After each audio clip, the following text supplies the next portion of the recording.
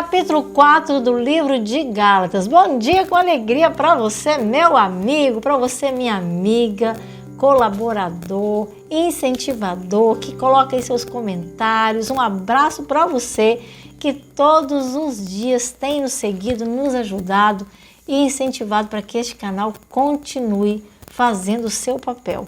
O papel de trazer a Bíblia em poesia todo dia. E o capítulo 4 é um capítulo bastante sério. Aliás, quais são os escritos da Bíblia que não são? Quais são os escritos de Paulo que não são? Mas se você estudar esse livro fora do contexto, esse capítulo fora do contexto, você vai chegar a conclusões que a Bíblia não apresenta.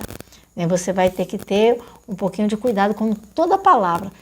Dentro do contexto, entender o texto fora do contexto é pretexto. Então, estude dentro do contexto para você entender o que realmente Paulo quer dizer através da leitura de hoje. Eu imagino que você já tenha estudado sua Bíblia, já tenha lido, então vamos apresentá-la agora em forma de poesia. E eu começo fazendo uma pergunta para você. Será que nesse capítulo Deus está nos orientando o que a palavra de Deus, que Ele enviou aos filhos de Deus, não está mais validando? A questão da liberdade é assunto bem clareado, para que tenhamos condições de meditar em nossos corações e, na verdade, estar arraigados. Será que, como igreja atual, estamos melhores que antigamente? É possível ver crescimento, amor, acolhimento em nosso tempo presente? Ainda que seja assim, na maioria dos casos não é assim não. Então podemos concluir que ainda precisamos de repreensão. Somos livres da maldição da lei, mas isso não significa que vamos descambar para uma total desobediência ou as obras do diabo realizar. Somos chamados a sermos livres e não para libertinagem. E não devemos ao diabo dar lugar e nem deixá-lo de nós se gloriar ou ter de nós aparente vantagem. Os escritos de Paulo aqui não devem ser mal compreendidos e não ser uma desculpa dele fazer para de qualquer maneira viver e no final se achar perdido.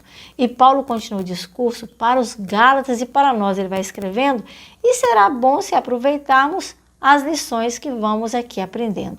Durante todo o tempo que o herdeiro é menor, em nada é diferente do escravo, ainda que ele seja senhor.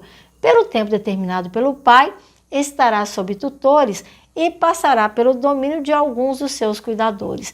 Nós também, quando menores, servilmente nós andávamos, sujeitos aos rudimentos do mundo, era dessa forma que nos encontrávamos.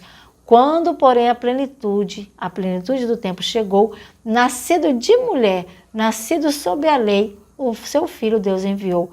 Para os que estavam sob a lei, ele viesse resgatar e para que, como a filhos, ele pudesse nos adotar. E vocês também são filhos. Ao nosso coração Deus enviou o Espírito de seu Filho, Abba, Pai, ele chamou. De maneira que escravo, você não é mais não, mas agora é um filho. Como o filho é herdeiro, herdeiro da eterna redenção. Em outra ocasião, por falta de conhecimento, haviam deuses estranhos entre vocês e passou no coração de vocês, às vezes, muitos ou poucos momentos, de prestar a eles culto, isso passou no seu pensamento. Mas agora que vocês conhecem a Deus, como é que estão se portando de maneira inadequada, tendo a mente voltada para as fraquezas deste mundo? Pois esses rudimentos fracos e pobres, vocês não deviam aceitar mais não, porque estarão levando vocês à escravidão, guardando dias e meses e tempos e anos. Receio que por vocês tenha eu trabalhado em vão. Sejam como eu sou, porque eu sou como vocês, e assim eu lhes suplico, em nada estão me ofender. A primeira vez que por mim o evangelho foi a vocês pregado, foi porque eu estava enfermo, estava meio adoentado, e mesmo estando doente, não sendo um homem são, essa doença na carne não foi para vocês tentação, pois vocês me receberam como um anjo e me proveram consolação. E o que é que vocês fazem com toda essa alegria? Como se fosse possível, seus próprios olhos, qualquer um de vocês arrancaria, e como presente para minha saúde, alegremente vocês me dariam. Mas será que eu me tornei inimigo por lhes dizer a verdade? Porque os que não fazem assim não se portam com sinceridade. Para conservar com vocês, eles fazem isso e por uma falsa amizade.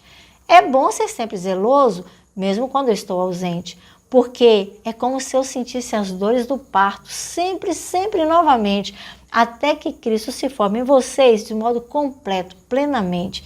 Eu queria estar presente para olho no olho vos falar, porque o que eu ouço a respeito de vocês me faz mesmo horrorizar. Vocês que querem ainda pela lei estar escravizados, será que não entendem a lei? Vocês não têm a lei estudado? O número de filhos que Abraão teve foi num total de 2. Teve um filho da escrava e o da esposa que nasceu depois. O da escrava veio ao mundo segundo a carne e os seus rudimentos, mas o da esposa foi o filho da promessa que havia feito Deus em especial momento. Essas coisas são alegorias e merecem a nossa confiança, porque essas 2 mulheres representam 2 alianças. Uma se refere ao Monte Sinai, simbolizando a escravidão, corresponde a Jerusalém atual, que não está em retidão, mas a Jerusalém é de cima, está livre e simboliza a redenção, porque está escrito, e assim podemos ler: alegra-te, ó estéril, que não dás à luz e que não podes um filho conceber, porque são mais numerosos os filhos da abandonada do que os da que tem marido e ainda se mantém casada. Mas vocês, como Isaque, filhos da promessa vocês são, como o que da carne outrora nascera, e segundo a carne promovera, ao que nasceu do Espírito, foi para perseguição. Contudo, a Escritura está dizendo a nós: lança fora a escrava, e ao seu filho lance após, porque o filho da escrava com o filho da livre não terá herança. E assim somos filhos da livre e não da escrava, sem esperança. Jesus pagou alto preço por nós e fez maldição, pagou o preço que deveríamos pagar, com a intenção amorosa de salvar, e nos garante a libertação. O seu sacrifício nos possibilita sermos como Ele, com Ele herdeiros, pelo simples fato que Ele nos amou. Sim, porque Ele nos amou primeiro. Quem é justificado pela graça, na desgraça não permanece. No caminho da desobediência também não. Mas agora, livre da escravidão, a aptidão para a obediência aparece. A lei de Deus não é um ídolo no qual podemos nos apoiar, mas serve para o pecado como um espelho nos mostrar. Então, o melhor que fazemos é a sua palavra estudar, pedindo o Espírito Santo, o dom do discernimento, para brigarmos somente coisas boas dentro do nosso pensamento e para fazermos a vontade dele em toda hora e em todo momento. Meus queridos, amanhã, no capítulo de amanhã, nós vamos continuar estudando um pouquinho mais sobre isso, para entendermos qual é a validade da lei, qual é a função da lei. A lei serve para mostrar o nosso pecado, a lei serve para abrir os nossos olhos, tirar de nós as escamas e mostrar que a lei dos 10 mandamentos, a lei moral, ela permanece, mas as leis cerimoniais, elas não existem mais. No tempo anterior a Jesus, as pessoas levavam cordeiros, levavam rituais, faziam rituais diversos, mas hoje não é mais necessário, porque Jesus, quando morreu, o véu do santuário se abriu de alto a baixo, sem auxílio de mãos. E hoje eu e você temos liberdade de nos achegar diante de Deus, a nova aliança que está escrita em nosso coração. Não precisamos mais de escritas como os antigos escreviam, nos umbrais das portas, nas roupas, mas hoje a lei do Senhor está escrita em nosso coração. Somos livres não para pecar, mas somos livres da escravidão do pecado. Que Jesus te abençoe, meu querido. Que o amor de Jesus superabunde na sua vida, que a graça dele seja escancarada para você hoje e que você hoje mais uma vez seja reavivado pela palavra do Senhor.